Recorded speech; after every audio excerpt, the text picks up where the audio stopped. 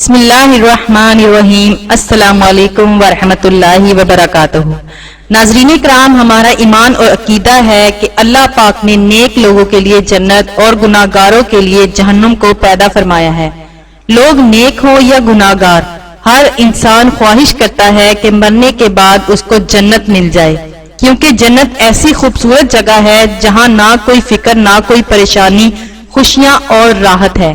جنت میں زندگی ہے، موت نہیں۔ جنت میں خوشیاں ہیں، غم نہیں۔ یہ ہمارے رب کا وعدہ ہے۔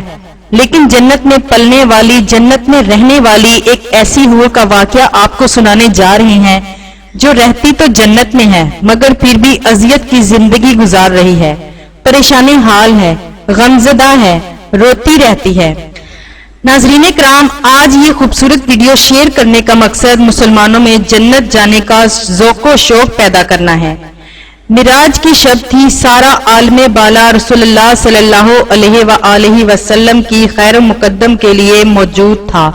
امیدوں کے ہجوم سے گزرتے ہوئے عالم ملکوت کا معائنہ فرمایا، پھر گشت کے لیے باغ فردوس کی طرف بڑھے تو مرحبا کہنے کے لیے ہر طرف حور و غلماں کی صفیں موجود تھیں۔ حضرت جبرائیل علیہ السلام قدم قدم پر رسول اللہ صلی اللہ علیہ وآلہ وسلم کے ساتھ تھے۔ جنت کی سیر کرتے ہوئے ایک مقام سے گزر رہے تھے کہ رسول اللہ صلی اللہ علیہ وآلہ وسلم کی چشم اقدس یعنی نظر ایک غمگین حور پر پڑی جو ایک درخت کی ٹہنی تھامے ہوئے رو رہی تھی۔ رسول اللہ صلی اللہ علیہ وآلہ وسلم کو بڑا تعجب ہوا۔ رسول اللہ نے حضرت جبرائیل علیہ السلام سے ارشاد فرمایا کہ دریافت کرو یہ حور کیوں رو رہی ہے، جنت کی عیش و آرام میں اسے کون سا غم لاحق ہو گیا ہے۔ حضرت جبرائیل علیہ السلام نے اس کے قریب جا کر کہا، کیا تجھے معلوم نہیں کہ سلطان کونین صلی اللہ علیہ وآلہ وسلم جنت میں تشریف فرما ہے؟ جواب دیا کہ معلوم ہے، جب ہی تو غمگین فریادیوں کی طرح اپنا حال بنا رکھا ہے کہ ان کی نگاہ رحمت مجھ پر پڑے اور وہ میرا حال دریافت کر لیں۔ حضرت جبرائیل علیہ السلام نے ارشاد فرمایا، تجھے مبارک ہو، انہوں نے تیرا حال دریافت کرنے کے لیے بھیجا ہے۔ جواب کے انتظار میں رسول اللہ صلی اللہ علیہ وآلہ وسلم کی سواری کھڑی ہوئی ہے۔ حور نے اپنی آنکھوں کے آنسو آنچل میں جذب کرتے ہوئے کہا، سرکار اپنے غم کی درد بھری کہانی خود سناؤں گی۔ باریاب ہونے کی اجازت ملتے ہی حاضر ہوئی، جھک کر سلام کیا اور اپنی داستان سنانا شروع کی۔ یا رسول اللہ صلی اللہ علیہ وآلہ وسلم، اللہ کا لاکھ لاکھ شکر ہے کہ اس نے جنت کی حوروں میں مجھے حسن و جمال کی ملکہ بنایا ہے۔ آٹھوں جنتیوں میں میری خوبصورتی کا کوئی حریف نہیں ہے۔ اگر بے نقاب ہو جاؤں تو دیکھنے والوں کی آنکھیں خیرہ ہو جائیں اور جنت میں دوپہر کا اجالا پھیل جائے۔ یا رسول اللہ صلی اللہ علیہ وآلہ وسلم، ایک دن کا واقعہ ہے کہ اچانک میرے دل میں خیال گزرا کہ قیامت کے دن ساری حوریں کسی نہ کسی بندہ مقبول کے حوالے کر دی جائیں گی۔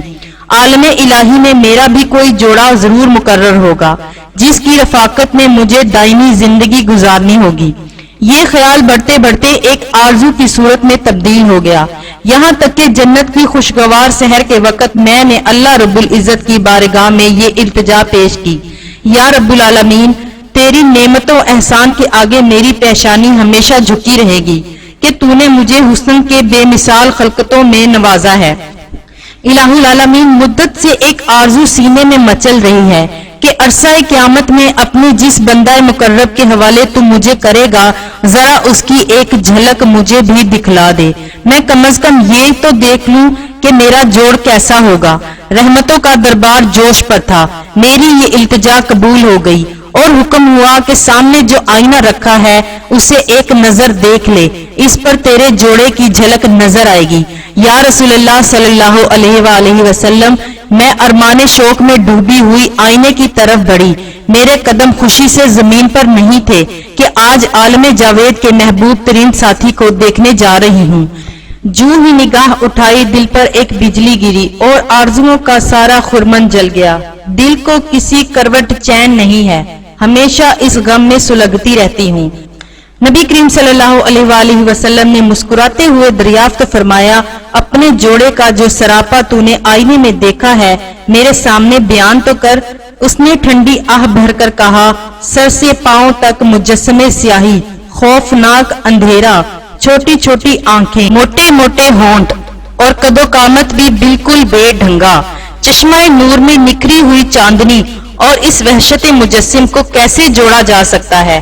وہ جب اپنی بات ختم کر چکی تو رسول اللہ صلی اللہ علیہ وآلہ وسلم نے سر اٹھایا، آنکھیں غیرت و جلال سے سرخ ہو گئی اور ارشاد فرمایا، جو تو نے سراپا بیان کیا ہے وہ تو میرے پیارے بلال کا ہے۔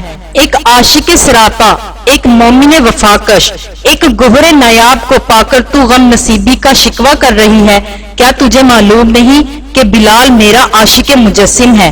میں نے اپنی پلکوں کے سائے میں اسے پناہ کی جگہ دی ہے، اور سن لے، میرا بلال بارگاہ الہی میں تقرب کی اس امتیاز پر فائز ہے کہ قیامت کے دن اس کے جسم کی سیاہی حوران خلد کے رخساروں پر تل بنا کر تقسیم کر دی جائے گی۔